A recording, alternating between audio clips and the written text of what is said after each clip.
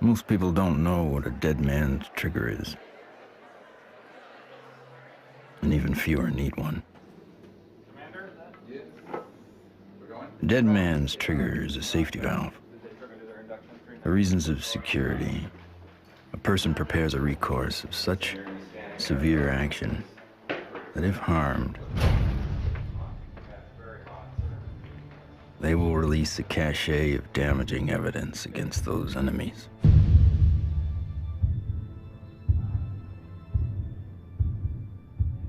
Given his situation, Dr. Stephen Greer is one of those rare men.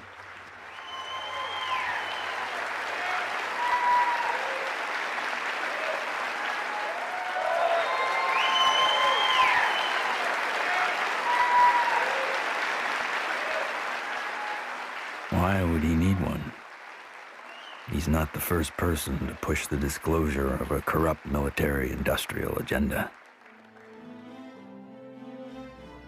In the councils of government, we must guard against the acquisition of unwarranted influence, whether sought or unsought, by the military-industrial complex. In his final public speech, a farewell address, no less. In a time when every second on TV was priceless, United States President Dwight D. Eisenhower decided not to brag about his victory in the Korean War. Instead, he cashed in all his chips to warn this nation of a hidden enemy. We have been compelled to create a permanent armaments industry of vast proportions. The total influence, economic, political, even spiritual, is felt in every city, every state house, every office of the federal government. We recognize the imperative need for this development, yet we must not fail to comprehend its grave implications. When I was with Lawrence Rockefeller at his ranch in 1993, he turned to me and he said, "The implications of this are so vast and so profound that no aspect of life on Earth will be unchanged by its disclosure." I said, "Yes, Lawrence, that's why it's been kept secret. It's not because it's trivial, it's because the implications are so profound." So there have been attempts to bring this information out for over 60 years. And here we sit in 2012 with the world still burning oil and gas and coal, when we have had technologies, sciences, and all the information we need to have had a completely new civilization. What Eisenhower warned us about over 60 years ago, according to Steve Greer, has long become truth in Washington, D.C. The most music, Q107, driving home with the Spearman. Hello, what are people all over D.C. saying about all this money we are giving? And why is Washington, D.C. booming? Because the rest of the country is sending their money here. I know, isn't it beautiful through the trees? My name is Ted Loader. I've been working with CSETI program and Dr. Greer for 15 years. Cool, huh? Wow. Yeah. One always wonders if the public really knew what was going on with government covert programs and how much money has been put into it, you know, hundreds of billions of dollars. I think the public would be a little annoyed. Thomas Jefferson believed all men have the right to life, liberty, and the pursuit of happiness. The government they formed would serve to secure those rights. But when corporations or other specialized groups of men become more powerful than those who govern, our security is at stake.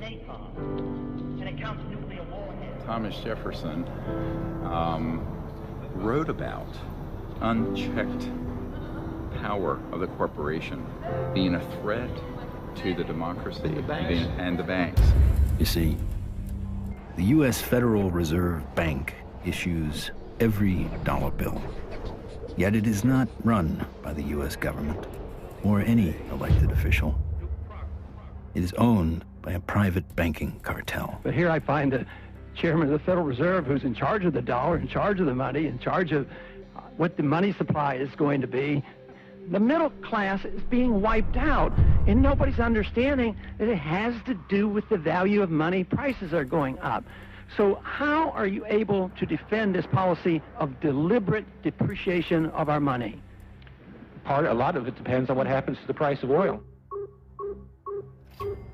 The four horsemen, or families of banking who own and run the Federal Reserve, also run the four largest oil companies. Oil is also used to make and run machinery and current mechanical technology. Of course, there's one industry that needs these more than anyone else: the military-industrial complex. You begin to get into this very scary scenario that has to do with the human condition, of the proclivity to accumulate vast amounts of power around a handful of people. All right, sit down and shut up. And right now, these misanthropic sociopaths are running the planet into the ground. When Congress or whatever else, or budget directors say, well, we've lost $100 billion in black program. What does the public do? What can the public do? We can complain to our congressmen, but our congressmen can't get any information. With lobbyists, interest groups, campaign funding, the economic powers that be have learned to control the political sphere. These politicians become almost like placeholders.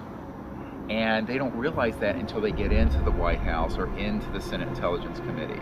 It doesn't matter who the president is. They're going to do what they want to do. And that which is good for them isn't always good for everybody else.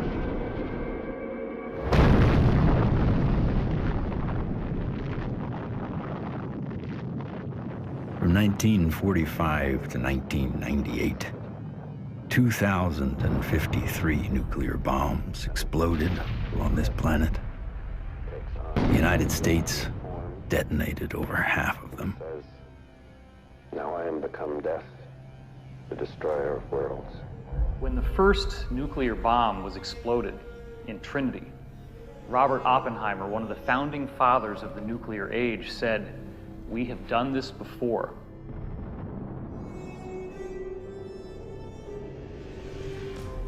It could have been that Oppenheimer was speaking about weapons described in the ancient Sanskrit texts like the Mahabharata, in which they refer to a bolt of iron charged with the light of 1,000 suns.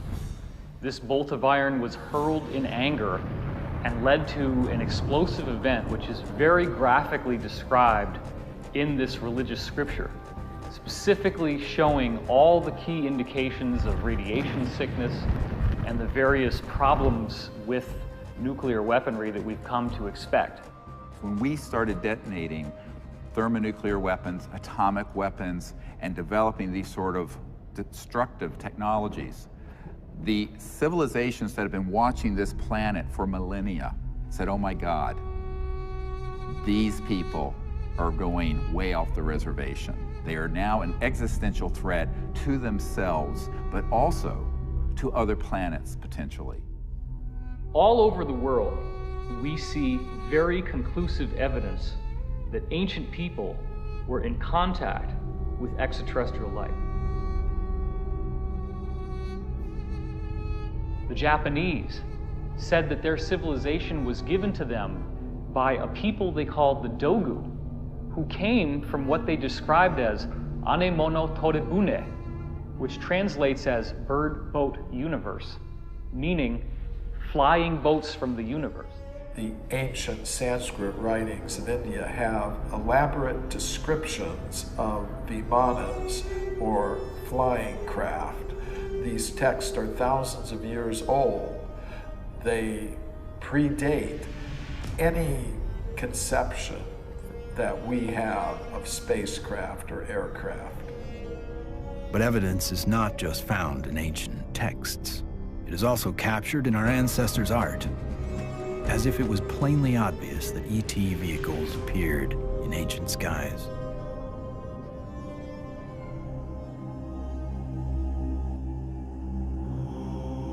It is a foregone conclusion by most broad-minded people that we are not alone in this universe. The question is, how close are they? And we We all looked up at once. It was almost like an intelligence told us, hey, look over here, we're here.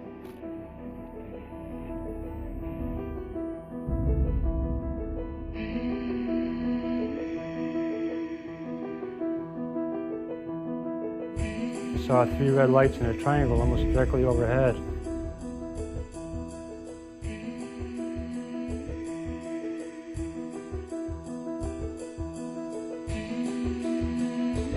I saw these things and I ran inside and got my brothers and sisters. It actually lifted up and it could actually turn. I'm gonna ask you to look away. I love my hands, but I wasn't one who believed that UFOs might exist. I was satisfied they exist. the life I have isn't what I'd seen. They estimated 100 yards from the left wing was this 100-foot disc.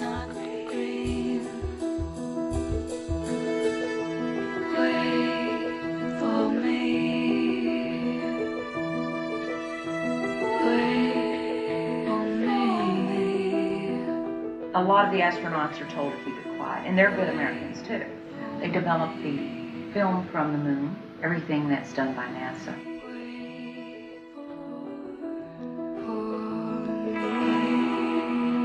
Ma che se ne sanno ancora degli altri superiori.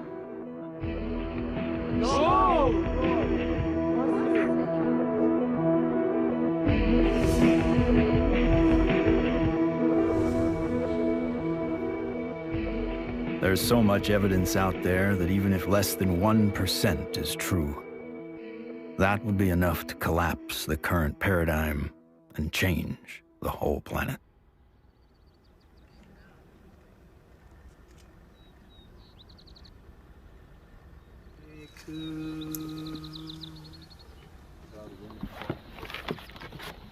This is our signature tones that we broadcast over a small walkie-talkie. They were recorded in a crop circle. What happens is the extraterrestrials, they come into the area where we vector them in with the signature tones that we broadcast. Then it enables them to home in and get a real good fix on where the site is while we're setting up.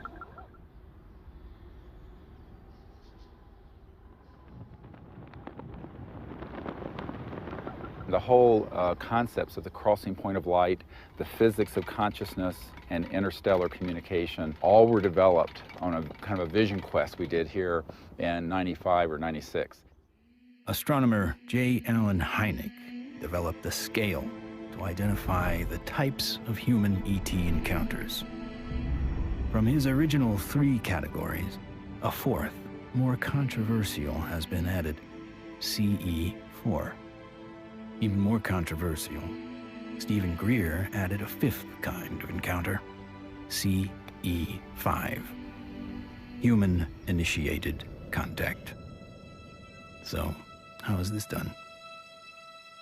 Given Schrodinger's idea that the number of all minds in the universe is 1, in order to make this type of contact, a human could potentially access that single inner consciousness through intense meditation and then visualize his location down through the Milky Way to the planet Earth to wherever he sits under the stars.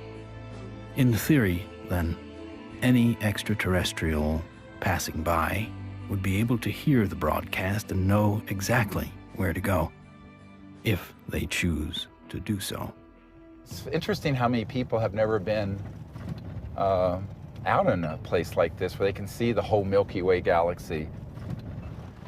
Most people who come for a week, it alters their life. There's meditation techniques, there's remote viewing techniques, and once you start learning these processes and refining them, then you can make contact more quickly, more easily, and be more of an asset to the group.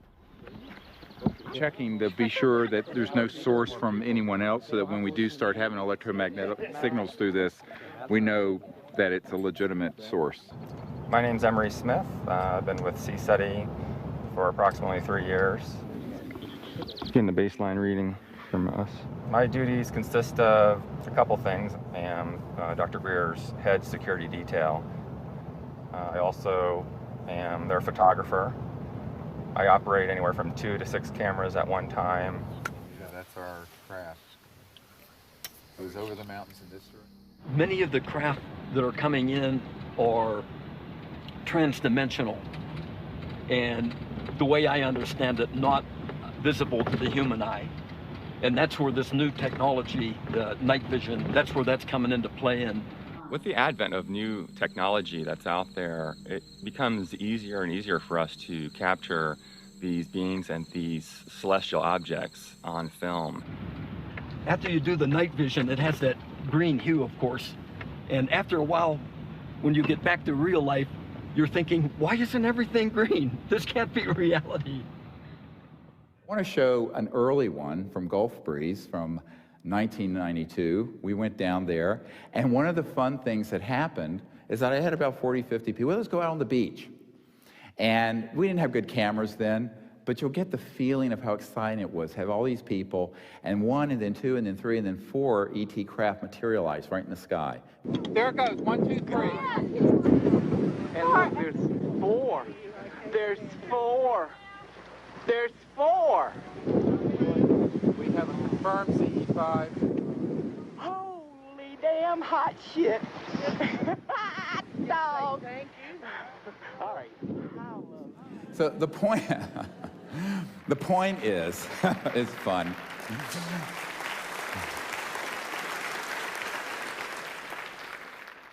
It's your responsibility to go into meditation, find a little bit of time, 10, 15 minutes, and remote view who's up there and how many.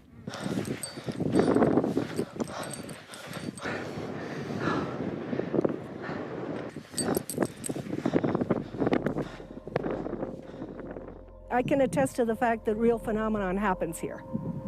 I really feel that his CE5 protocols are based on a spiritual kind of positive contact, and I think that that is an excellent model for any kind of communication, whether it be on Earth, in the United Nations or wherever, but in this particular field it's with cosmic cultures.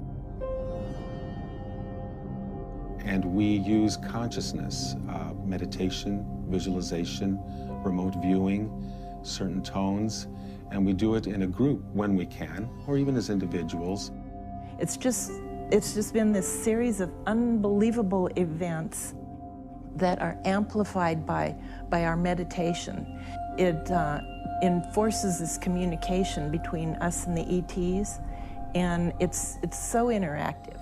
I could feel everything, I could hear all the sounds just right there. Perfect. And then this being the little larval one comes up, and we had this hug, and I shared the joy in it, and I'm like just thanking it for this experience. And let's do what we can to feel as if it would feel that this is perfectly normal and natural. Oh, sure. And that, this is...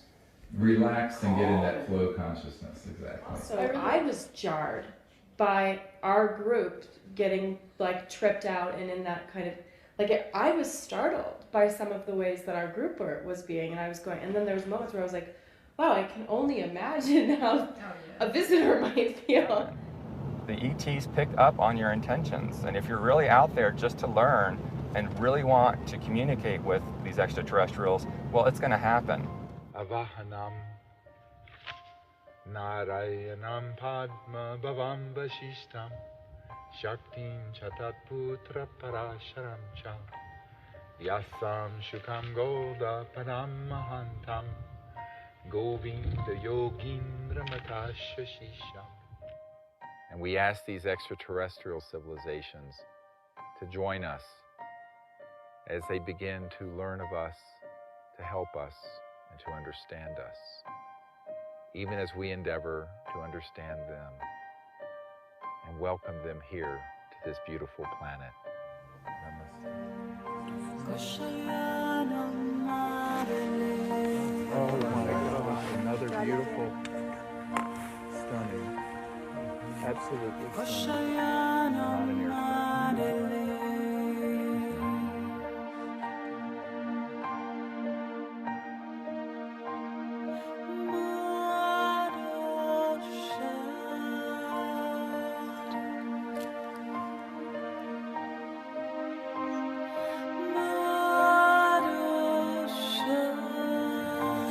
comes a military plane very quick. Yeah, there's a very fast military. Okay, they're gonna go. Oh. It turned right to it. Yeah. Whoa. Literally, my heart literally sunk when the jet, you know, got to where the craft had to phase out. Yeah. And like to feel all that love build, and then to feel that jet coming in, and it was like on a heart level, my heart literally sunk when the jet crossed the path where it had to take off.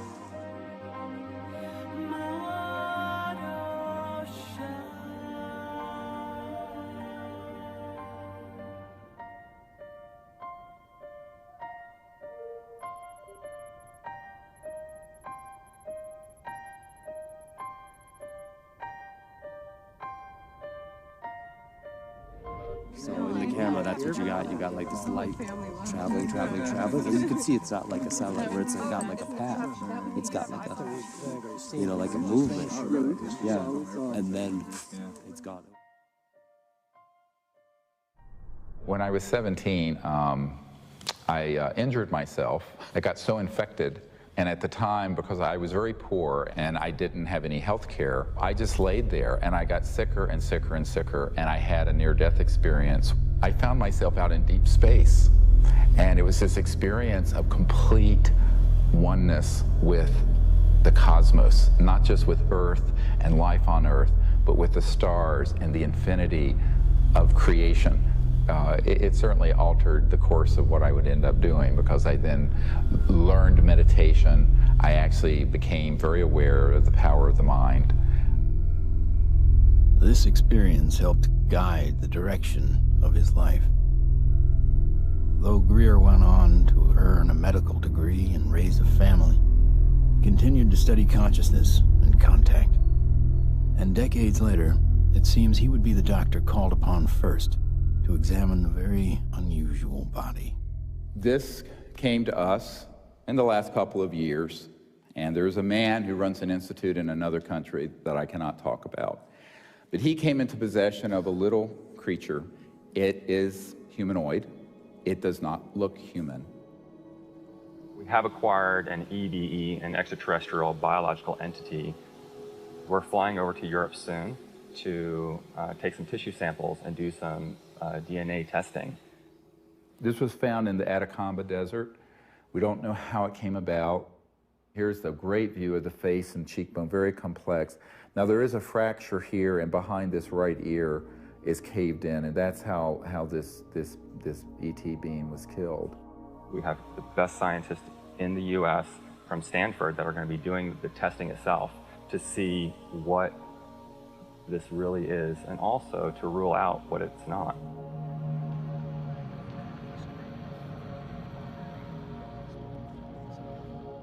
The initial reaction that I had is the same reaction that many of my colleagues here at Stanford and elsewhere have had when I've shown them, is that, wow, what is this?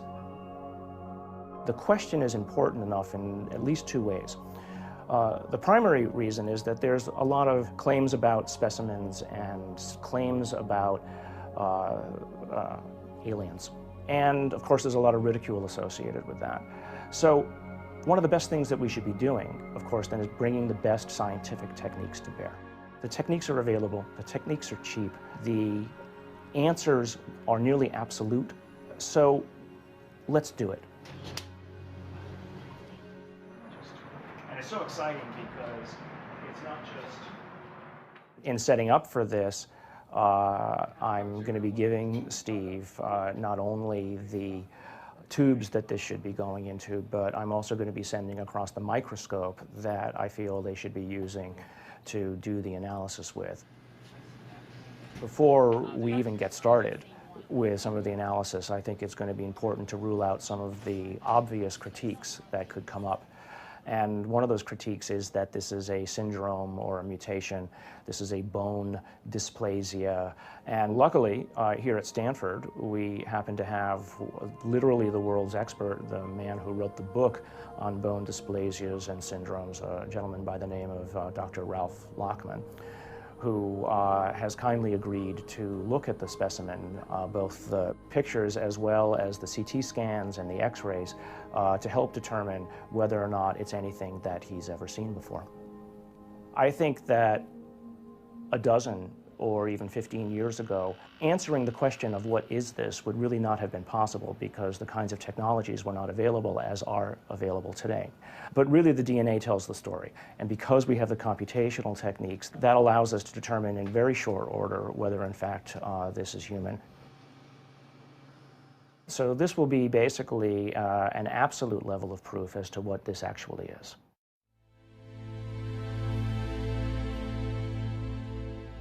The problem is not proving that UFOs exist. It's when you begin to expose the energy and propulsion systems behind how they're getting here. You're talking about unveiling an entirely new science that would replace oil, gas, coal, nuclear power, public utilities. And this is the $600 trillion problem. The patent office, after they fired me, I had to wait 6 years before I got rehired. Everybody at the office was avoiding the case. But when they finally did, the arbitrator wrote an 85-page report on how the media had caused my dismissal. So I only got a 30-day suspension out of the whole thing, which was taken out of the tiny little bit of 6-year back pay. So that was great. Yeah, it was. Yeah, it made it all worth it, so to speak, because that's how we were able to open the offices and stuff. It was very comfortable. No feeling of being shocked or anything else, just a good feeling, comfortable. What scientists need to do, and normal people need to do, is they need to look at the hardcore evidence, decide that, oh my gosh, ETs are real, and then get over that. And if that's the case, then you can start extrapolating, because they're getting here, which means they have solved the physics problem, if you will. That's an actual photograph that Mark Whitford took, a friend of mine. And you see the stars in the background. So this is a fixed camera. The craft was a triangular craft moving away from him, and all of a sudden it makes a right angle turn. Apparently it has what I would describe as inertial shielding. It's the only way something can make a right angle turn without having everybody killed inside of the craft. Though we experience inertial forces every day, their origins remain a mystery. However, there are theories that point to interactions between objects with mass and a quantum energy field. Inertia is due to the zero-point energy interaction. So you're interacting with a charged matrix, which is a zero-point field. If you try to change that, then you get a reaction force. There must be an interference shield of electromagnetic nature that would stop that interaction with the zero-point field. And you can suspect that UFOs have already figured this out, because they wouldn't be flying around and still have inhabitants. New energy scientists today are attempting to find new ways to define the relationship between electricity, gravity, magnetism, and propulsion. But as history has shown, change does not always come easy. It's like Newton. Why is that apple falling? Nobody ever asked that question before or even tried to come up with an answer. And Newton comes up with something called Newton bucket, or Newton's problem. The only guy that solves it 300 years later is Einstein. So, how smart can we be?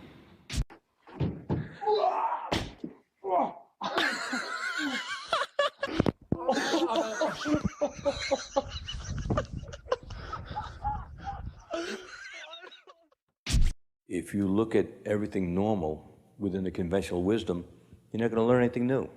My name is Morgan Boardman. I am the Chief Financial Officer of Morningstar Applied Physics. My business partners are Paul Murad and Dr. John Brandenburg.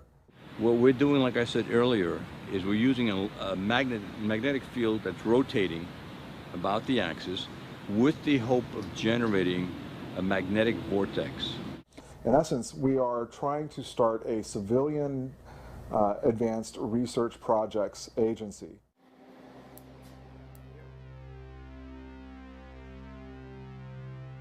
Okay, all right, so basically we have 4 options. Option 1 is a retarded potential.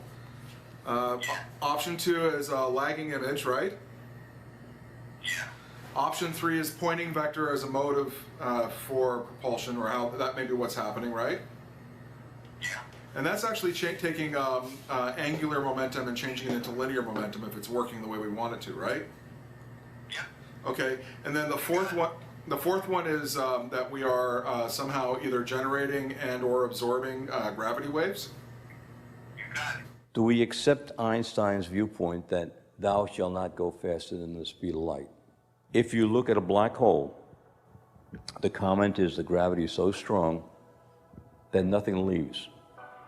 But it does have something that leaves the black hole, and that is gravity. So does that imply that gravity moves faster than the speed of light? Could be. Gravity is another one of those seemingly self-evident forces that has raised a number of questions. How does it really work? How can we use it to our advantage?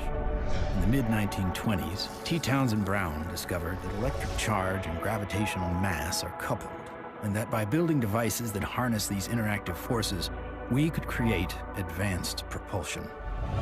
At about the same time, Nikola Tesla and Thomas Edison won the Nobel Prize in physics, but both refused it. Tesla was at the end of a long career of inventing. He had advanced technology in the fields of X-ray, radio waves, internal combustion, and of course, atmospheric electricity. When everything was said and done, he had earned 112 US patents. He proved that electricity can travel wirelessly in the air, and ultimately died penniless. However, his work did influence many others, most notably Lester Hendershot and Dr. T. Henry Moray. Hendershot invented a magnetronic generator to energize an impossible flight, if fueled by gas, that took Charles Lindbergh and the Spirit of St. Louis from New York to Paris. Dr. T. Henry Moray developed the Moray valve, a device for extracting radiant energy from the zero-point field, and demonstrated this device hundreds of times and had dozens of signed affidavits supporting his science. Yet in the end, even these two notable scientists were ignored and bullied.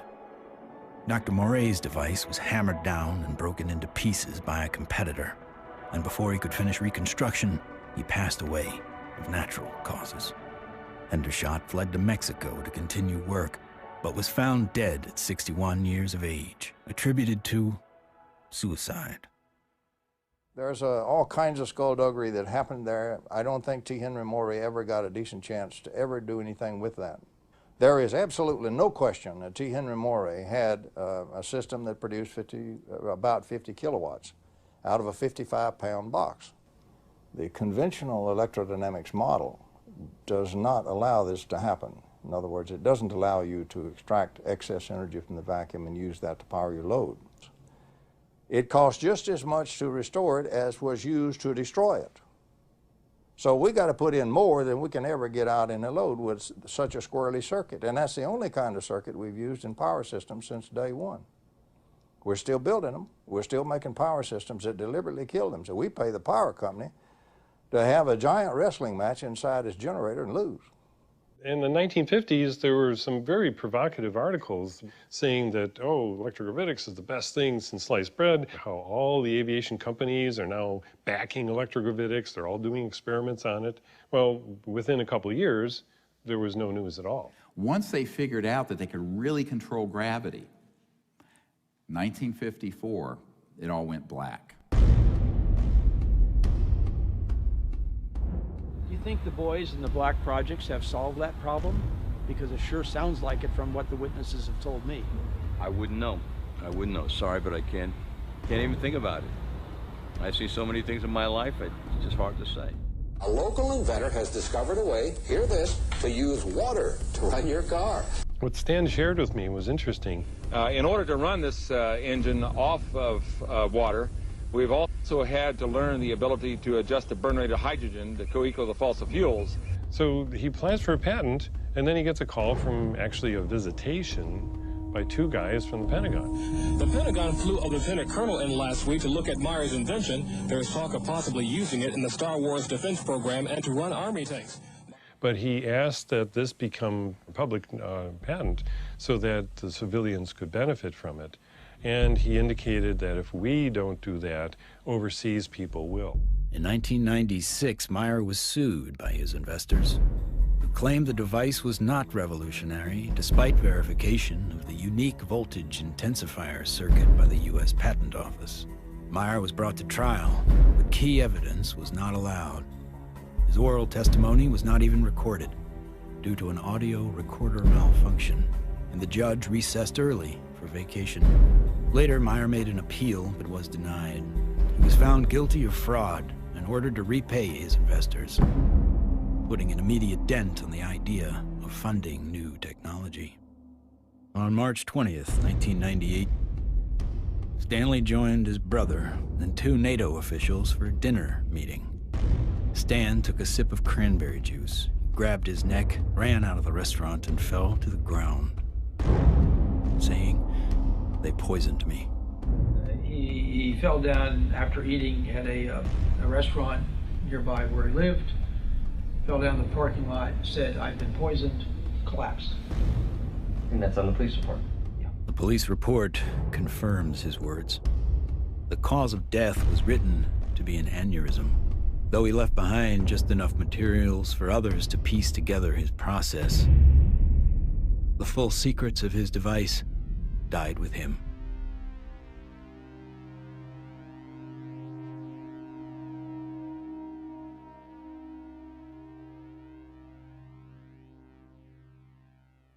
So from this, I began to do more work with the administration, various people, friends of the president, the Rockefeller family.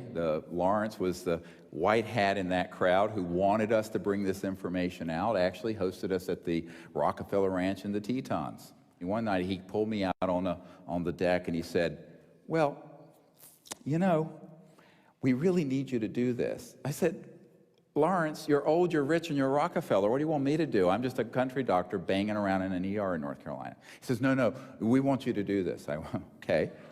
So I'm the throwaway guy. I'm the guy you can throw away because my life doesn't matter. We are back in Rachel, Nevada with our first 2 distinguished guests. Stephen Greer is a North Carolina doctor. He does a lot more than watch the skies. He fires off messages, and he says that someone or something is responding. Dr. Greer is looking for close encounters of the 5th kind. What, at this minute, do you believe? Our assessment at this point is that there is at least one extraterrestrial civilization which has managed to make its way to our corner of the universe.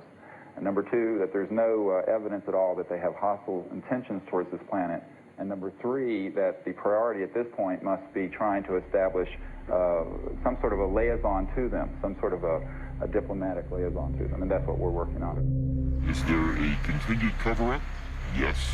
Do those at the highest levels of government agencies know that there's a cover-up? Not necessarily.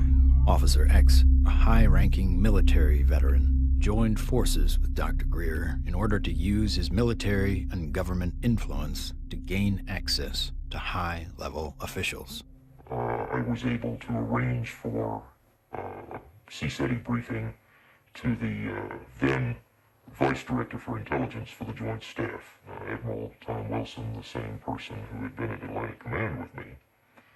At that meeting was Steve, Apollo 14 astronaut Ed Mitchell, Brigadier General retired Steve Lovkin, Siri Aramaic, Steve's right arm. Well, Dr. Greer did indeed mount an initiative and did go to Washington, did speak with high-level government people. I attended and helped him with that. We briefed certain members of Congress, some of their staff, some of the people from the White House. We talked with people in the Pentagon. It led me to the belief that people in high-level government have very, very little, if any, information, valid information. One of the most important of all the meetings was with CIA Director R. James Woolsey. Here I fly up to Washington. The cover story was a dinner party. One of the things that I found was that this CIA director wasn't lying when he communicated to us that he had not had access to these projects. He was shaken to his core.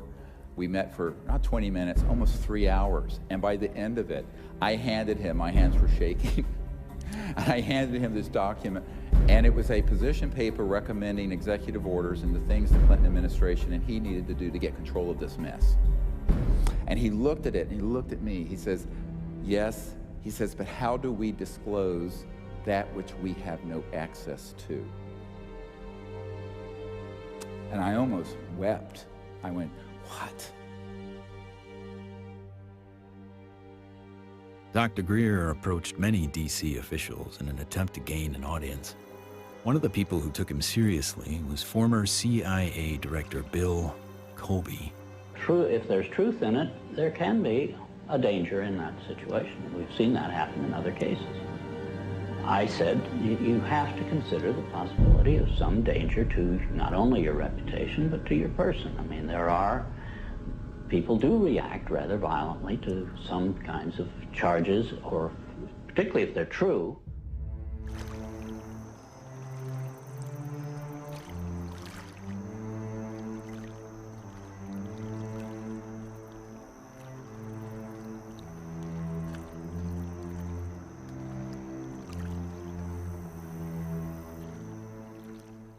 Now, you know, I'm a 30-some-year-old doctor with 4 kids, a golden retriever, and a house in North Carolina. So I'm going, this is down the rabbit hole fast. But that is the situation, my friends, when you're dealing with secrecy that is criminal and illegal. In 1997, in an effort to push his message deeper into Congress and the White House, Greer headed to Phoenix to prepare a video with his best evidence to show in Washington, D.C. While he was in the editing room, the biggest UFO witnessed event in history was about to happen. On March 13th, 1997, when the Hale-Bopp comet was very clear in the northwest sky, thousands of people were outside trying to get a glimpse of it when they also caught a glimpse. These orbs, giant orbs, equidistant in a V formation of 1 mile to 2 mile wide in some very credible reports. And that's the particular area where these phenomena keep popping up from my vantage point. The Native Americans living in the basin between South Mountain and the Estrellas have told me that not only were they looking up at the Phoenix Lights during the mass sighting, but they've been looking up at them for centuries. I live in a community called Loop, northeast of Flagstaff, on the Navajo Indian Reservation. We'll have to go back in time one day before. We saw 6 to 7 lights that were circling along the horizon. The entire street came out. It was almost like a block party. Everybody turned off their lights, everybody sat in their front yards, and everybody watched this unusual light show. I squeezed down the best of what I found and finally came forward in 2004 with the Phoenix Lights, a skeptic's discovery that we are not alone. 10,000 people approximately witnessed this, one of the largest experiences of this sort ever recorded. The Phoenix Lights phenomenon didn't seem to be falsifiable in any way. It was being validated by most everybody that saw it. The ultimate, shall we say, insult was the governor of the state of Arizona, Fife Symington, finally calling a news conference saying that he has finally got the answer to the Phoenix Lights, and he introduces some staff member dressed up as a space alien. People got very angry because here is the top elected official of the state making fun of what I estimate to be close to probably 10,000 people saw this. Under the watchful eye of the public, Symington retracted his statement. If you'd been here 10 years ago and standing out here and looking up there at the lights and the view, you would have been astounded. You would have been amazed. The so-called Phoenix Lights were seen by many people in 1997. Skeptics say they were military aircraft or flares, but not the former governor. It was probably some form of an alien spacecraft.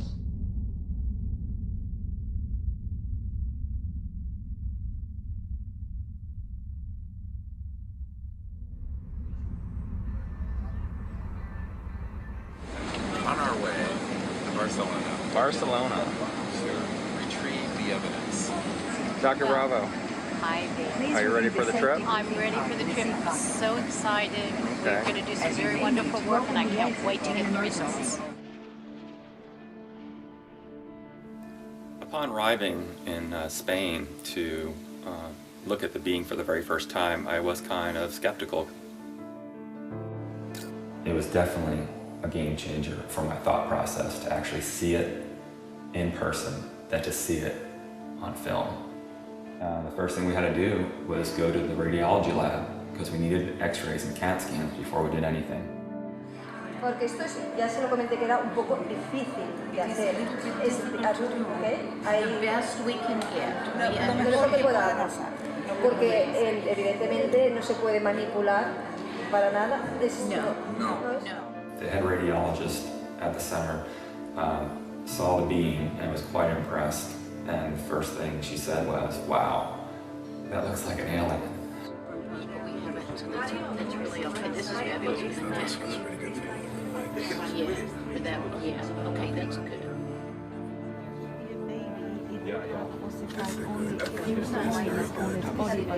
This one is complete.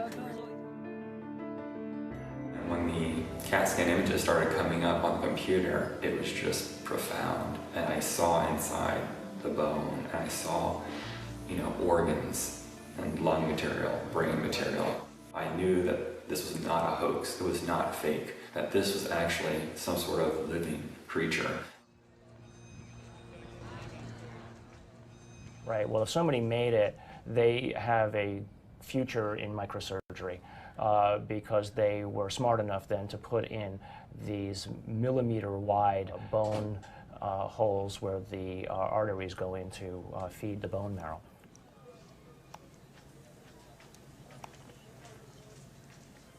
And so now the challenge is to prove what it is, right? My interest, frankly, is to disprove that it's anything unusual or anything paranormal.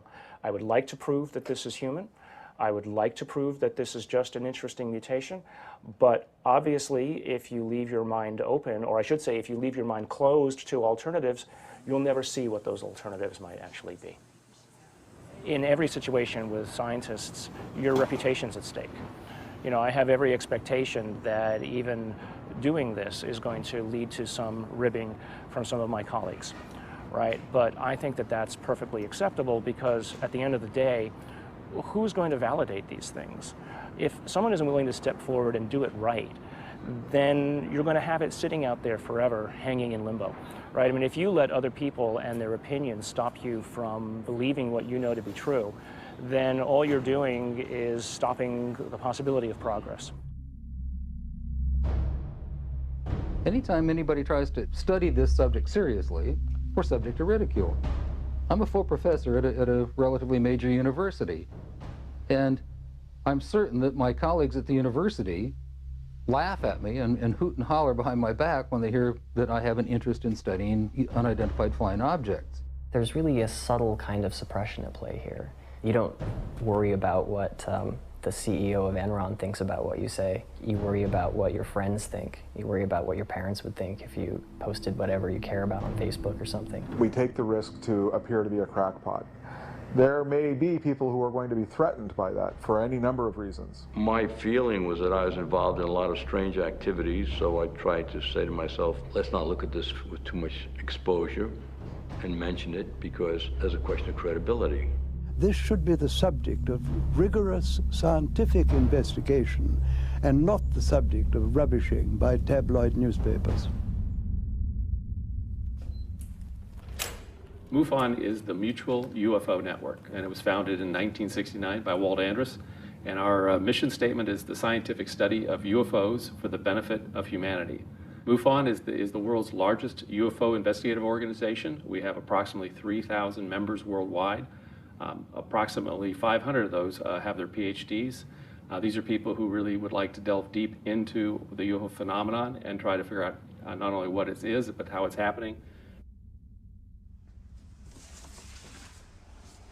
Armed with what he thought was some of the best available evidence, including the Phoenix Lights, Steve Greer organized a Project Starlight briefing before several Congress Pentagon, and White House staff members. Things seem to be on track for disclosure. Of the device and the internal, all of it, with a lot of detail, and this is a cutaway. This was done and escaped government control, whereas the Bentwaters case took 20-some years in England. So this is in our possession and not the Ministry of Defense. So, where it would never be found. Where it'd be going to a black hole. Right? Yeah. But then, the bad news came. Sherry Adamiak, Steve's partner and longtime friend, along with Steve and another team member, were all suddenly diagnosed with a malignant cancer. I've had these experiences since I was a child or a young man, but to articulate them so other people understand them, I need someone with capacity to hear it. She was that person. I mean, it's been, you can't resolve things. It's been very hard for me. Oh yeah, you know, I know. Get up I know every it has day, been. you know, but.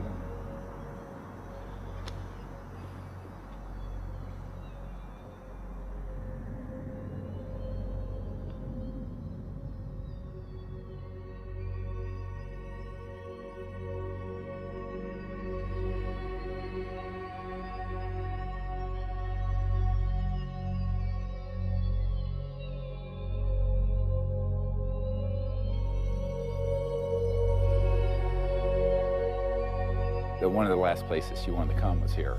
So she asked that her ashes be placed on the land. So we put her ashes around that tree.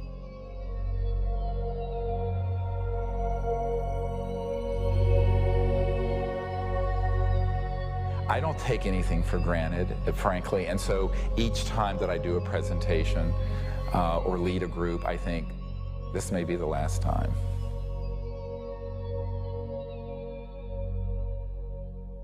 The thing that has kept me going the most is not any external thing, but the experience of that near-death experience where I know that there's an aspect of us that doesn't die. That is why I can go mano a mano with these elements and not be afraid. I shouldn't say be afraid, not stand down. Everyone has fear. I've certainly had my fears. But it gives you an anchor so that you can go forward.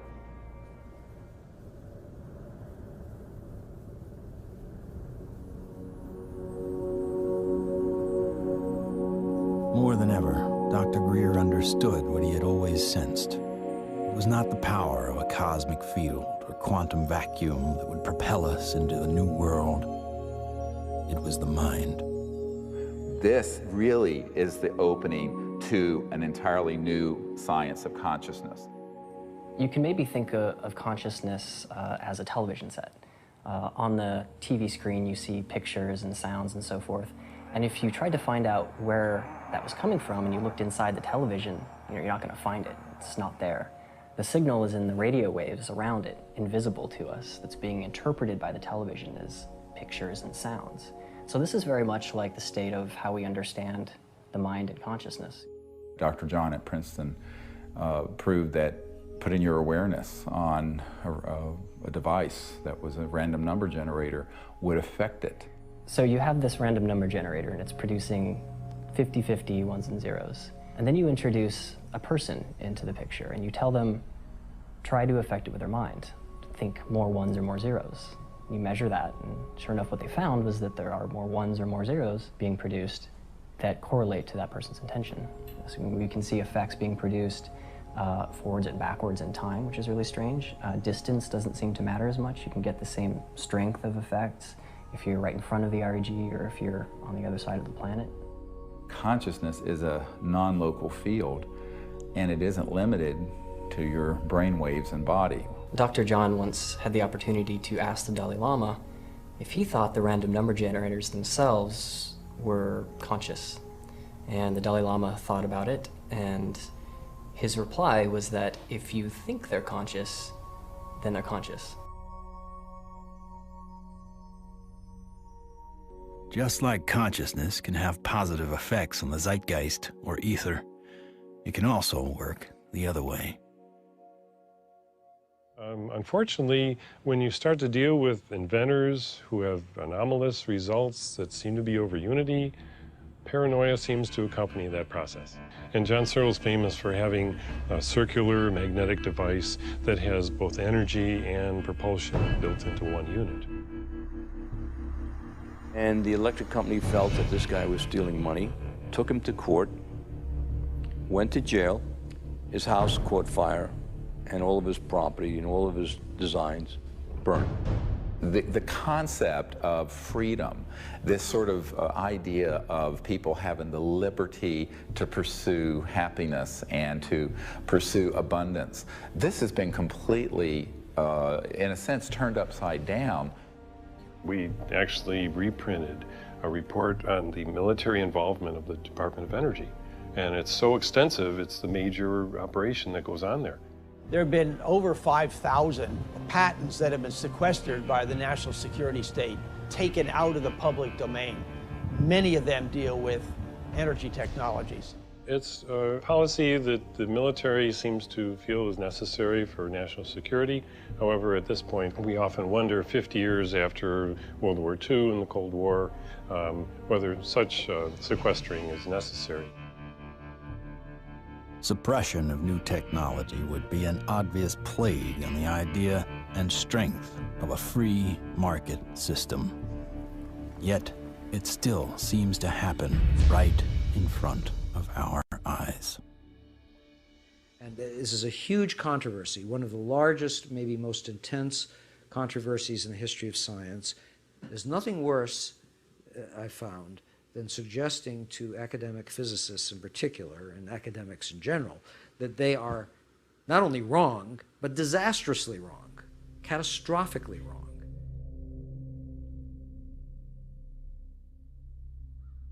Cold fusion patents have not been approved. They will not get through. American citizens are being denied their constitutional rights. I inadvertently was looking through some piles of paper that had been given to me in a casual manner by all these hot fusion physicists as they were trying to do their calorimetric repeat of the Pons-Fleischmann experiment. And I was stunned. I couldn't believe what I was seeing. It looked like monkey business to me at the time, and it has turned out to be exactly that. It was represented as a negative result when it was positive. And that data is scientific fraud, as far as I'm concerned. It's been referred to legal authorities in the government. I asked for a review at MIT, got nowhere.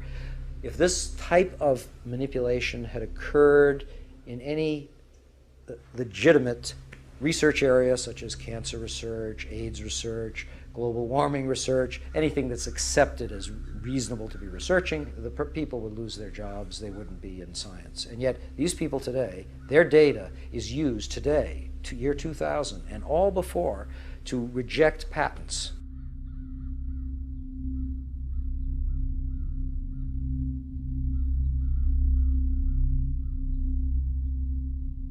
Yes, there is serious criminal activity going on that ultimately must be rooted out.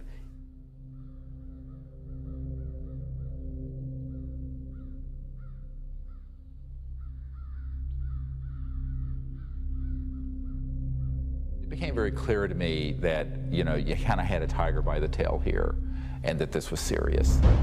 For a moment, Dr. Greer considered shutting everything down. He had been threatened and swindled far too many times.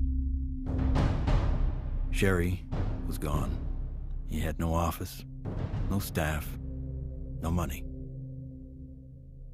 Back in 1998, I was given information by a friend that Dr. Greer was having a conference. Literally the month that Sherry Adamek passed away, within 30 days, I have this scheduled event. So I went to the conference and learned some things and listened. And so she just on a lark came, and she's an emergency doctor like I am. And what really grabbed my attention was he was getting all this information from military witnesses. That was in 1998. By 2000, when we were planning and storyboarding and working the whole disclosure project event out and pulling together all these hundreds of witnesses, we didn't really have the funding to do it. But she got so supportive and involved that she lived very modestly and took all of her excess income and donated it. And I want to acknowledge some amazing people that are here. Dr. Jan Bravo, without whom we would not have the Disclosure Project. But it's not just the funding she's provided, it's the moral support and the encouragement and the friendship. And so she's just become a very key person. And, you know, it's sort of metaphysical and odd that literally the month that Sherry Adamek passed away, within 30 days, I have this scheduled event. Not alone anymore. With the support of a loyal team, Dr. Greer grew his witness list from a couple dozen to over 200. And see that little dot right there? That dot don't belong there.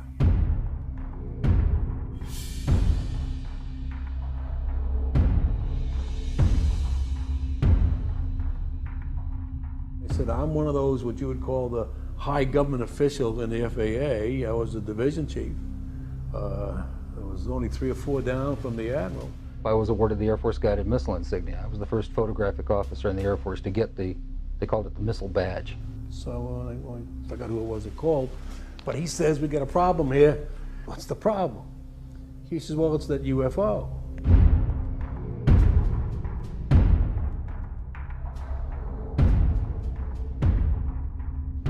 We weren't launching real nuclear weapons, we were launching dummy warheads. They were the exact size, shape, and dimension and weight.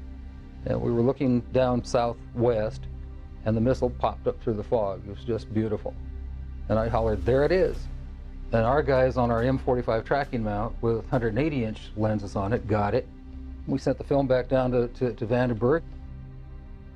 The Japanese airline 747 was coming from the northwest, going across the Alaskan territory.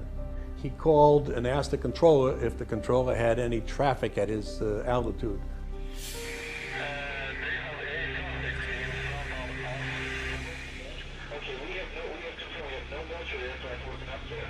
His radar is picking up a target.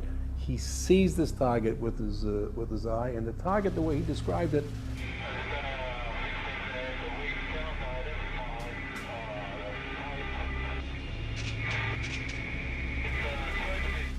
a huge ball with lights running around it, and I think he said it was like 4 times as big as a 747. I was called into Major Mansman's office at the 1st Strategic Aerospace Division headquarters. And Major Mansman said, watch this. There was the launch from a day or 2 before it at Big Sur.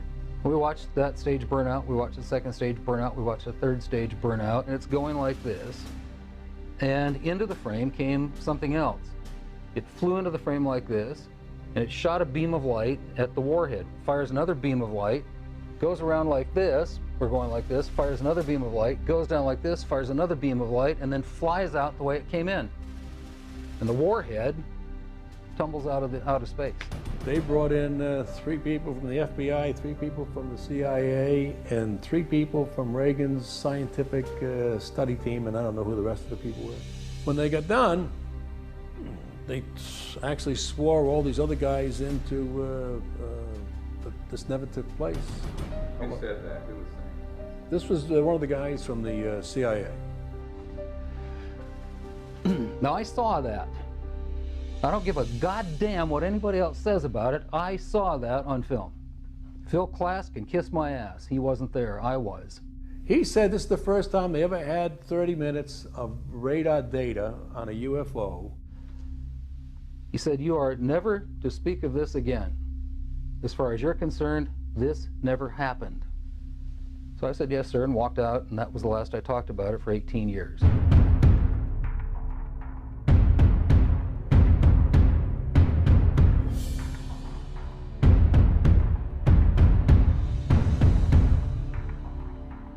I had the original video that I took, and I had the pilot's report, and I had the FAA's first report that was all downstairs on my table. They didn't ask for that, so I didn't give it to them. There are things that I know about that I did in the service that I won't talk about to you now because they're top secret, and I could get my ass in trouble for talking about them. If you parse what Major Mansman said, he said, you are to say, this never happened. Well, that's not classifying it top secret, is it?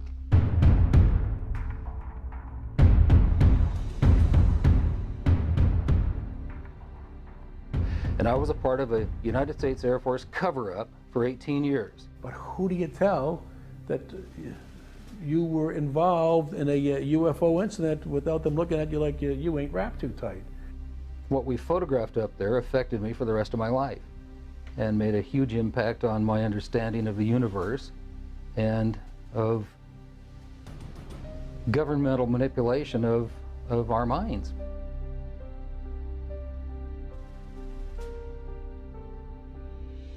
Now, with the witnesses on his side, Dr. Greer had the firepower to attack Washington again. We are not alone. That's the message a group of pilots, scientists, and former government officials want Congress to hear. 21 members of that group already have testified in Washington for what's known as the Disclosure Project. And we had all volunteers who organized that whole event. And there was no paid staff. So when people look at that whole period, we didn't have an office, a secretary, and one paid staff person. But we did it. Dr. Stephen Greer heads up the Disclosure Project, a group that compiles information from people who say they've encountered extraterrestrial forms of life. 20 years ago, in 1980, I was a security specialist assigned to RAF Bentwaters. Objects made incursions over our WSA, fired pencil-thin beams of light into them, and adversely affected the ordnance, possibly. There were bodies that were involved with some of these crashes, also some were alive. What do members plan to do with their information?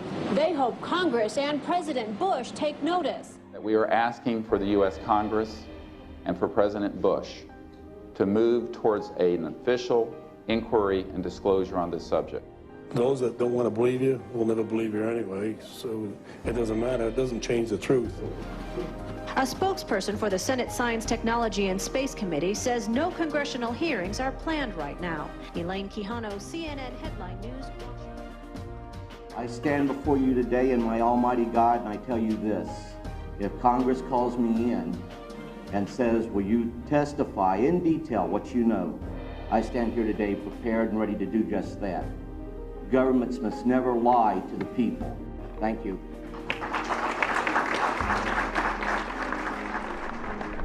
The number of people Dr. Greer had managed to get behind him was monumental. In a perfect world, an event of this proportion, with that amount of coverage, would have been enough to start a legitimate movement. But of course, we hardly live in a perfect world.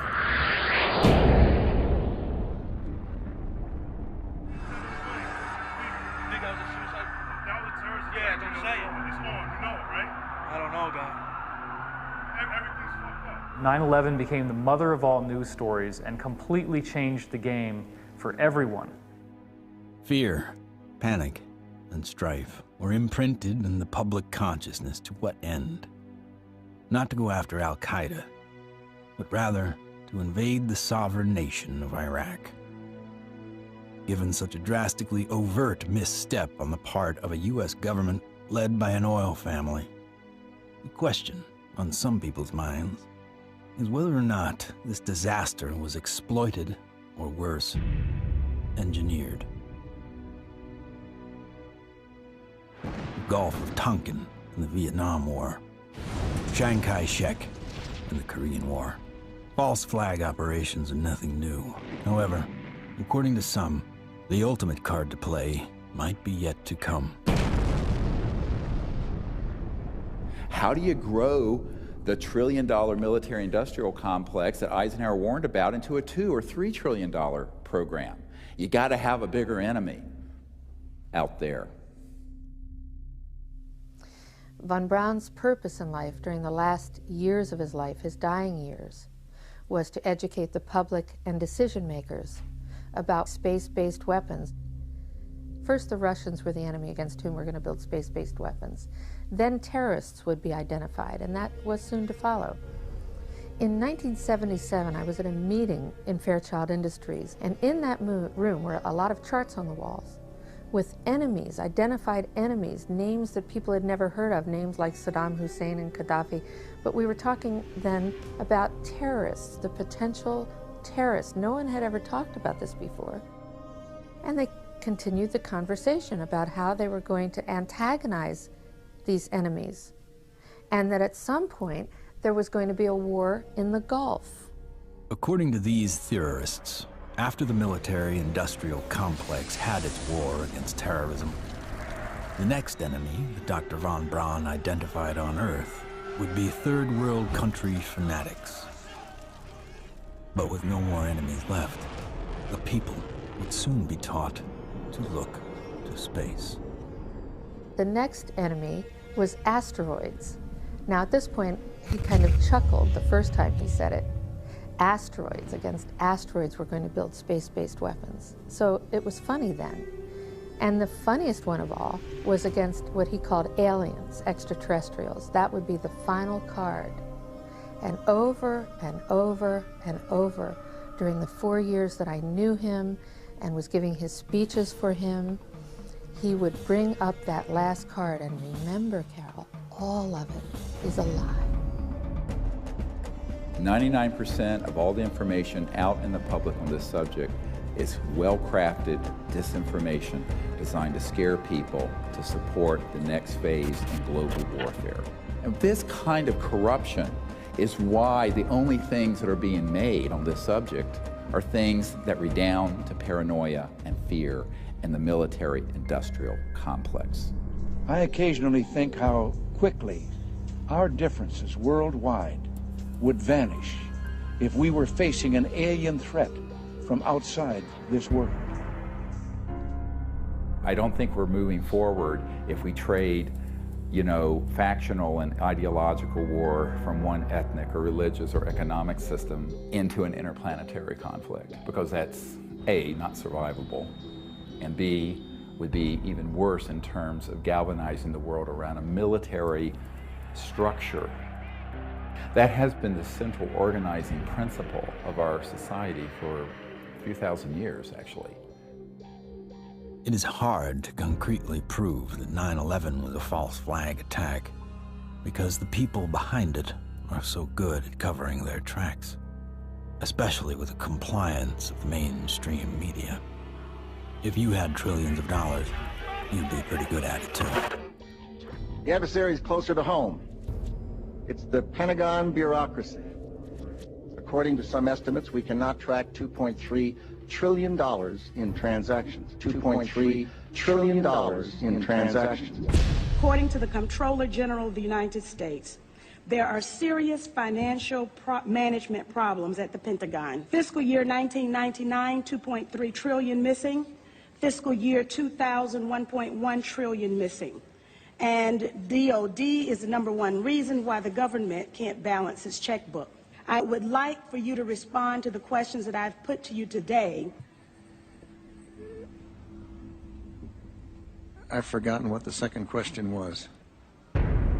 How does one carve out a billion unacknowledged or 10 billion unacknowledged taxpayer dollars? In many cases, at the end of a fiscal year, when there is so-called leftover money, they may or may not know that money may in fact go to a special access program. There are two main types of special access programs: acknowledged and unacknowledged, or USAPs. Those programs are basically totally off the books, and they are able to actually vacuum up money to be a self-perpetuating funding mechanism. Certain USAPs are waived and also completely managed and controlled by private contractors, so they enjoy the secrecy protections only afforded to private corporations. There is virtually no high-level government oversight for these types of USAPs. In many cases, no elected official, including even the president, have knowledge a particular USAP even exists. Between 1947 and 1949, the government passed the National Security Act and the CIA Act. These laws allowed the intelligence community to withdraw money from any agency without disclosure. Essentially, money could be stolen from any program, and no elected official would ever know about it. great view of the eye socket. Very different eye socket from, that's another thing that the scientists who've looked at this at Stanford have commented on. If you look at this creature and you look at the cranial vault, how large it is, the size from the eyes up is at least 3 times that of a human. One of the first things that Dr. Lockman immediately remarked upon was the shape of the head and the skull. It was not something that he is accustomed to seeing, and it was quite interesting and in some ways exciting that the associated features that you would expect from a syndrome of that nature were not found.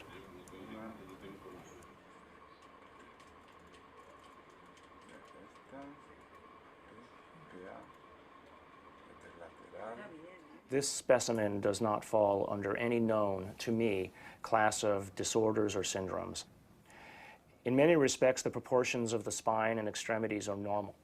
The major abnormalities appear to be 1, the size of the specimen, mid-face hypoplasia and underdevelopment of the jaw, and that the specimen has only 10 ribs.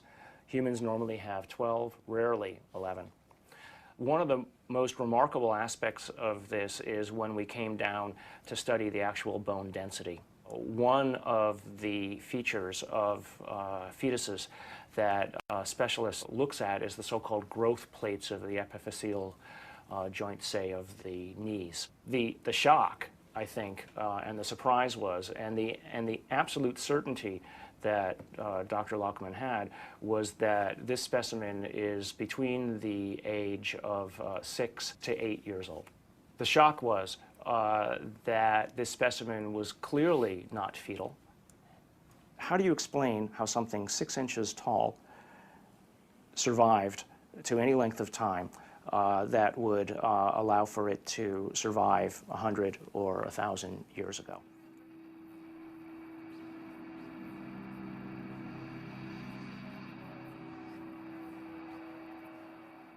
And what amazes me is the media. Well, they're so compromised with this, they don't dare do anything but follow the company line on it. The company line being a series of lies. This is a document talking about the current program at the CIA. And it says that the PAO, Public Affairs Office, has relationships with reporters from every underlying major wire service, newspaper, news weekly, and television network in the nation. In many instances, we have persuaded reporters to postpone, change, hold, or even scrap stories that could have adversely affected national security. Now, what's the purpose of this? The CIA has no mandate for anything domestic. The FBI is domestic. What the hell is this? Where are we now? We are in a bread and circus. This is a phrase used to describe the creation of public approval, not through excellent public policy, but rather through diversion and distraction. No, I'm not doing that. I'm sorry. You are driving me nuts. That's ridiculous. Keep people fat, keep them happy, keep them diverted, and keep them entertained with drivel and shock and nonsense. That's, unfortunately, the sort of thing that has taken the place of news and information. So that what we're seeing today is a world in which perception is being managed by as little as 5 major media corporations who collectively control magazines, newspapers, corporate news websites, television stations, movies, documentaries. Who are these people? Who could be behind the curtain? Who could possibly be controlling us so effectively? A shadowy government with its own Air Force, its own Navy, its own fundraising mechanism, and the ability to pursue its own ideas of the national interest, free from all checks and balances, and free from the law itself. Majestic 12 is real.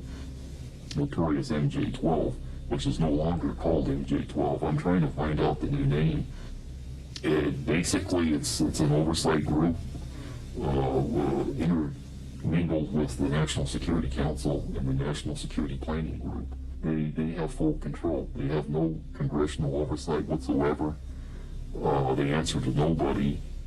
whatever activity is going on, to the extent that it is a clandestine group, a quasi-government group, a quasi-private group, it is without any type, as far as I can tell, of high-level government oversight. And that is a great concern. Ladies and gentlemen, the very word secrecy is repugnant in a free and open society, and there is very grave danger, for we are opposed around the world by a monolithic and ruthless conspiracy that relies primarily on infiltration instead of invasion, on subversion instead of elections. Its preparations are concealed, not published. Its mistakes are buried, not headlined. Its dissenters are silenced, not praised. It is a system which has conscripted vast human and material resources into the building of a tightly knit, highly efficient machine that combines military, diplomatic, intelligence, economic, scientific, and political operations. And we are, as a people, inherently and historically opposed to secret societies, to secret oaths, and to secret proceedings.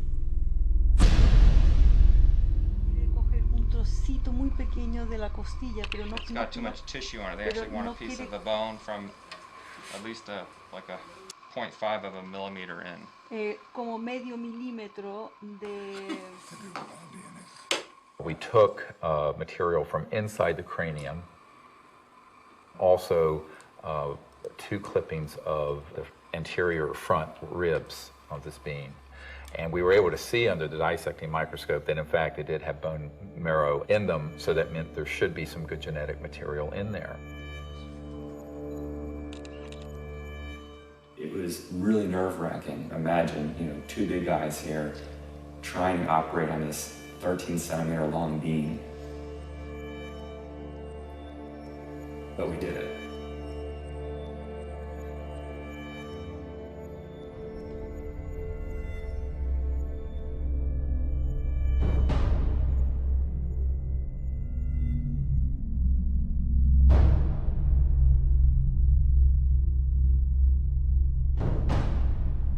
The DNA analysis is being done by some of the world's best, but even the world's best need to be cross-checked, which is why I'm doing the 3 different facilities.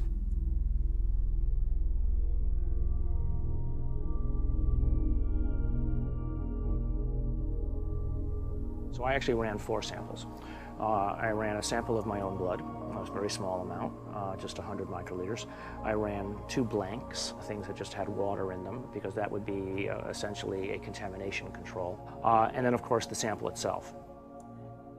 And really, the all-important first result was whether or not there was, in fact, any DNA which was isolated. And the actual shock for me was when I got the amount of DNA out of this sample. It was way above what I had originally expected. What you have on the left here is a so-called DNA ladder. This is a size standard. This one on the end is, in fact, my DNA, and it has an expected size distribution as well as some banding. And validating the original measurement is this analysis that basically shows that we have a nice distribution for the sample's DNA. When we physicists look for alien civilizations, we don't look for little green men. We look for energy consumption. We look for type 1, type 2, and type 3 civilizations. What are we? We are type 0. We get our energy from dead plants, oil and coal. Around the year 2100, we will become a type 1 civilization. And we see the beginnings of that now. What is the internet? The internet is a type 1 telephone system. Imagine, if you will, sitting down to your morning coffee, turning on your home computer to read the day's newspaper. Well, it's not as far-fetched as it may seem. Information has largely been controlled in a top-down way. What we're seeing now is the dissemination of discoveries coming up from the grassroots and not from a top-down centralized authority which has the ability to say, this isn't making it because we don't believe it's true, this is making it because it fits the mainstream. When we want to form a new team in a new country, then all we have to do is contact someone there using the internet, and suddenly they're a member of the node. From this online collective seems to come a real communion. People from all over gather in groups to investigate UFOs, with safety in numbers against ridicule and disinformation.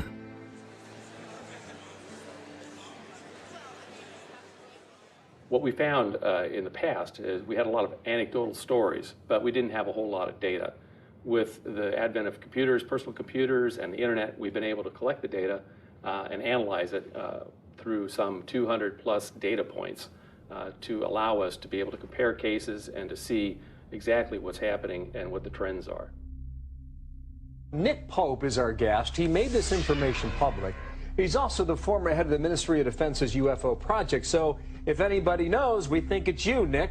The Ministry of Defense is in the process of declassifying and releasing its entire archive of UFO files going back decades. It's interesting and worth pointing out that while the British government is releasing their files and their documents, President Obama, who promised to do the same during the campaign, he still has not. 15 years. 15 years this spring. Oh my God. But I figured that, you know, after the disclosure project, we'd get this information out and we could go on with life. How do we keep battering the ram at this door? Where do we find the strength to keep going forward? When you think that you're the only person that has the knowledge, you become marginalized. Steve was instrumental in bringing together a large group who had been involved in this subject and who for the first time realized that they were not alone in trying to come forward on the subject. Governments, we've discovered, have not gone far enough, so we've decided that as people, using the CE5 protocols, form our own movement and do what governments have not been doing. We think of this as the People's Disclosure Movement. And so we feel it's important to create an effort that's a global effort, which this has become. My name is Mark Benz, and this is Rex, and we're in Bodega, California, and we're doing CE5. My name is Jeff Bird, and here in Winchester, Virginia, USA, we are doing CE5. My name is Peggy Brewster, and here in Middleton, United States of America, we are doing CE5. We have 1,150 teams of CE5 ambassadors, which are spread over 52 countries. My name is Andre, and here in Sweden, we are doing CE5. Und wir machen zusammen CE5 in Deutschland. Here in Burlington, Ontario. Brisbane, Australia. From Chester, Virginia. In Hamilton, Ohio. We are doing the CE5. Konnichiwa. Moje ime Daniel. Donia tu na Slovensku. Es Leo Ortiz. And here in Vancouver, British Columbia. Faisons du CE5. CE5. The CE5 contacts más. CE5. CE5. CE5. We're doing CE5. And the reason I think that's so important is that it not only builds the knowledge base, but it also further potentiates this concept of pioneering a new pattern of peaceful contact. And that is something that no other group, large group on Earth is doing. Certainly isn't being done by the State Department and the Senate Foreign Relations Committee. It seems to be it only takes one person to make contact. But hundreds of voices worldwide is a call that can't be missed. And likewise with innovation, the more heads in the game, the more likely we are to find a solution. There's many, many technologies that people have talked about, many ways to the mountaintop. We have so many modes of converting quantum vacuum energy or zero-point energy. Some people think they know how to do it. Okay, fine. But if you do it theoretically, that's one thing. But then you got to do it experimentally, and that's the hard part. Those opposed to new energy technologies can tie the hands of hundreds of inventors. But how will they ever fare against tens of thousands? The output milliamperage is more than the input milliamperage. It's a clear indicator of over-unity. I'm gonna ask you to look away. I love my hands, but it hurts to pray. The life I have isn't what I'd seen. The sky's not blue and the field's not green. Wait for me. Wait for me. Wait for me. Wait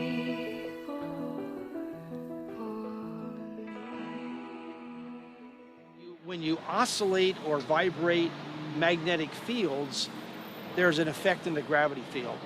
And how to do that linkage is what you're trying to get at, as I understand Maxwell's equations are in that term right there.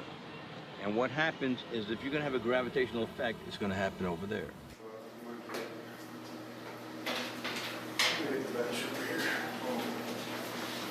Josh, I think I can help too. This channel here represents revolutions per minute. These are representing weight that we're measuring on the load cells.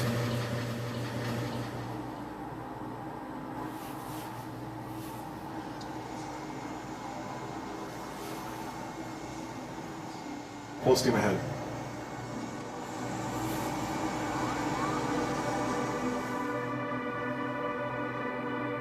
When we look at our data, we lost 7% of weight. If we move this thing and it loses weight, I must be generating gravity waves.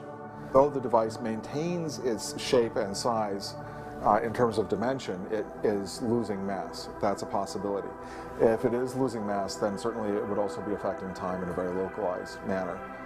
By looking at new technology, you could break through new commercial aspects to improve our society.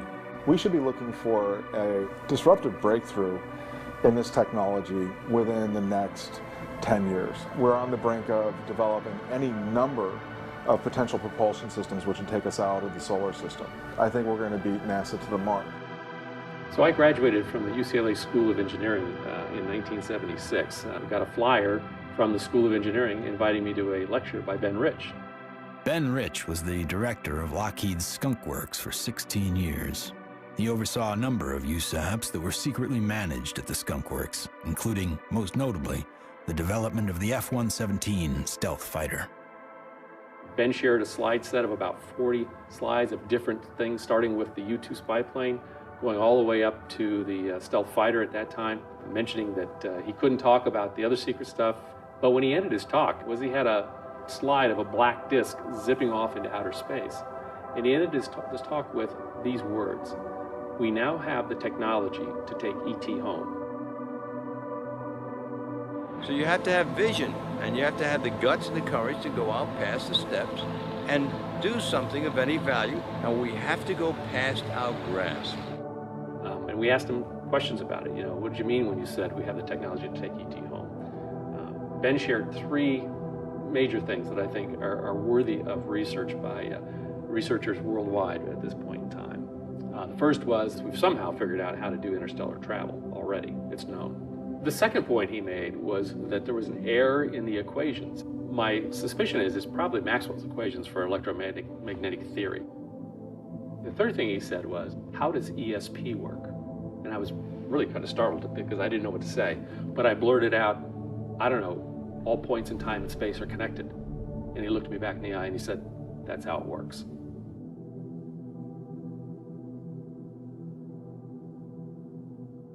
History has taught us that to simply innovate new technology may not be enough. We have to find a way to get past the suppression. We've already now had a breakthrough just a couple months ago of the tritium battery. Finally, a company has come up with an actual commercializable unit, but it's very small. It's designed for an IC or some small circuit component.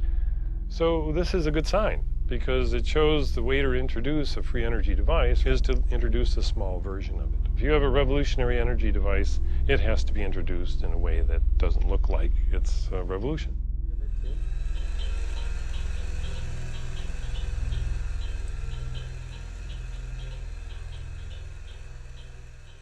Science is always changing. I mean, even back in the 1960s, they thought that biofeedback, for example, was impossible. But now, of course, we know that that itself is an absurd statement. We have even toys on the market that allow people to, play with biofeedback. These sciences have been around for decades. They have been ruthlessly kept secret because of the kleptocracy of what I call the petrofascists, the people who are hell-bent on maintaining the power of a centralized petrodollar, oil, gas, coal system. So that does create scarcity because that is a zero-sum game. But when you take us off that system onto this new system, it's an entirely new macroeconomic order, and scarcity becomes non-existent. After years of disappointments, Dr. Greer and his team are now attempting to build an energy research lab in Virginia, where scientists and inventors with working prototypes will have a safe haven to build. So this is an example of how the analysis is done using what's called a genome browser. And it's more or less a schematic representation of the chromosomes and at a very high level of resolution. So the sequence that we got from the mitochondria tells us with extremely high confidence that the mother was an indigenous Indian from the Chilean area, and the haplotype is called B2A. Now, the other thing that immediately fell out of the analysis is that it's male. It has so-called Y chromosome material. In fact, it's got a full Y chromosome. It probably died in the last century, if I were to make a guess. I can say with absolute certainty that it is not a monkey, right? It is human, or as close to human, closer to human than chimpanzees would be. But when you count up the number of mutations that we're observing, what we're seeing is more than what we would expect to be caused by simple cell division. When the sequencer is creating or making these reads, it's doing it more or less at random. So what does the computer program do that people have written and designed? It takes every one of the little sequences and tries to match it against the known. And then anything that doesn't match, it puts in a little side file and says this is unknown. At a certain point, when enough knowns are matched, I can feel comfortable saying, this is human, right? But if I'm not careful and I don't pay attention to what's in the garbage can, right, what the computer program is throwing away, I could literally be throwing the baby out with the bathwater. What we've done is we've scaled back and we're seeing several chromosomes and pieces of chromosomes across the top, which basically leaves us with a very strange conundrum, right? Here you've got this 6-inch tall, let's call it human, right, because the DNA says that so far it's human, at least the way that we're looking at it. This gene, PCNT, which is known to be associated with primordial dwarfism, we don't have any mutations here. It lived to the age of 6 to 8. Obviously, it was breathing, it was eating, it was metabolizing, and it wasn't living in an environment where there was a lot of advanced medical attention that was given to it to allow it to live to that age. Calls into question how big the thing might have been when it was born. So genetically, you might explain that by saying that there's some advanced aging mutation, something that caused the bone to age anomalously quickly. A gene that's known to be associated with progeria, that also no changes there. So the next problem, of course, is the ribs and the number of ribs in the specimen. Only 10, whereas there's supposed to be 12. So there are no mutations which are specifically associated with that kind of phenomena because it's rarely, if ever, seen. The digits are all correct. The hands are all correct. There are problems with the face. So there's a mid-face hypoplasia, and then there's the larger skull. So again, I think in summary, there are genes associated with any one or two of the anomalies that we see in the specimen, but there is no mutation which is known to accommodate or call for all of the mutations. Even with the things that we know could be assigned to one or more of the anomalies, we don't find them in the genetics of this specimen. That leaves open the question, what genetics is causing the anomalies that we are observing? So, although I entered this thinking DNA was the answer, it made me realize that in the context of the bigger biology questions, there are other levels of control that need to be understood and answered. The non-coding RNA, epigenetics, etc. And things that we probably haven't even thought of yet. So if I just look at, this is base pair 19,800,000 or so at this edge of the open region. I can go all the way over here, and now I'm at 21,000 or 22,000. So the answer's not finished, and it's not as easy as actually, frankly, I thought it was going to be at the beginning. So that's basically 2 million base pairs of DNA where nothing seems to sit. It's just like the way societies do things. They try to fit things in boxes. We have literally written a computer program that does exactly that, tries to fit it in the box. Doesn't seem very efficient, so on that basis, people would call it junk. But I think we now know that there's any of a number of other features of what DNA is doing in there. It is expressed. And so we need to be careful, obviously, that we don't let our instincts or the programs that we write to match our instincts make the decisions for us. No matter what, for me, this has been a fascinating, more than an exercise. As soon as I've collated this information into a form that other people can take advantage of, and it's accepted for publication, I'm just going to put it out on the web. You know, I don't have the resources to study and follow down every single angle that this opens up. But, you know, maybe there is a listener out there who will be sufficiently intrigued by this to do the analyses themselves, and maybe they'll find something that I missed. Great. If additional samples or examples are seen of this, I'll be the first in line to want to sequence it, because then all bets are off. I want to say other things here, but I also don't want to open myself up for, you know, attack. This search may have uncovered a major finding about life in the universe and its origins. What is this being? Could it be a missing link in evolution? Could it be an entirely new species? Or simply a disease we have never seen before? Or could this be an extraterrestrial being from another world?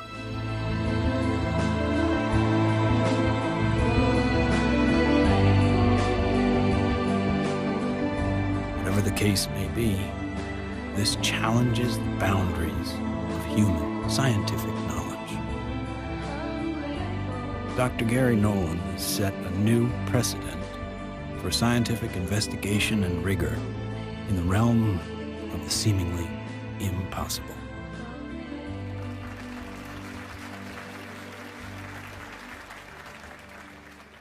Now, we have now over 4,000 cases of extraterrestrial vehicles that have landed, 3,500 pilot cases, over 5,000 documents from the U.S. government, and hundreds of thousands of pages of documents from 14 countries that have opened their files since the Disclosure Project was launched 11 years ago. And yet, this isn't on CNN every night. And this is probably the most important thing going on this planet today, and yet nobody talks about it. If we don't explore what to do, we're going to miss the boat. And that could be why Eisenhower's final message wasn't just doom and gloom. It was a charge to the people to spit out the bread, look away from the circus, and take some responsibility.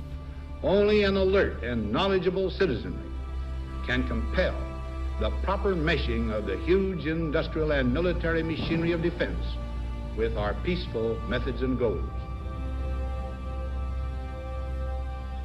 The dam is in fact breaking, and you're beginning to see countries all over the world begin to come forward with what they know to be absolute fact.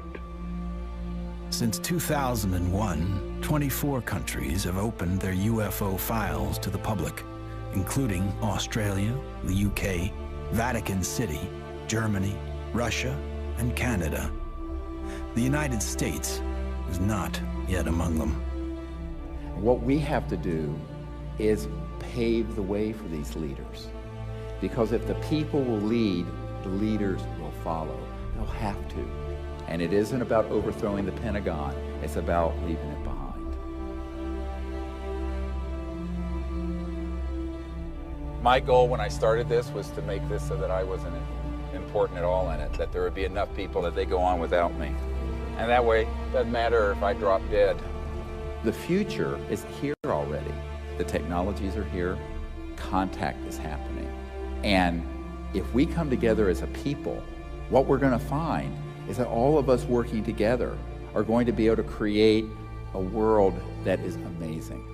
If every single one of us told everyone we know that we're being visited by intelligent life, that the sciences are here to give us a new civilization, we're liberated from that macroeconomic slavery, but this is the destiny of humanity.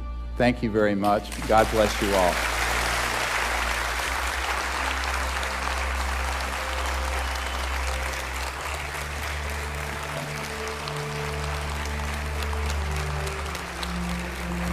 Thank you.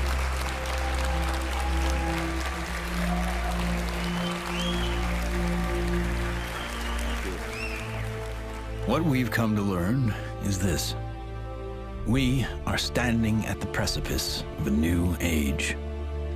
There is power in the many, but only when they're acting as one. That's when resonance happens. Whether joining together as a responsible citizenry against the forces standing to divide us, or joining consciousness to unite with the beings who are prepared to communicate with us.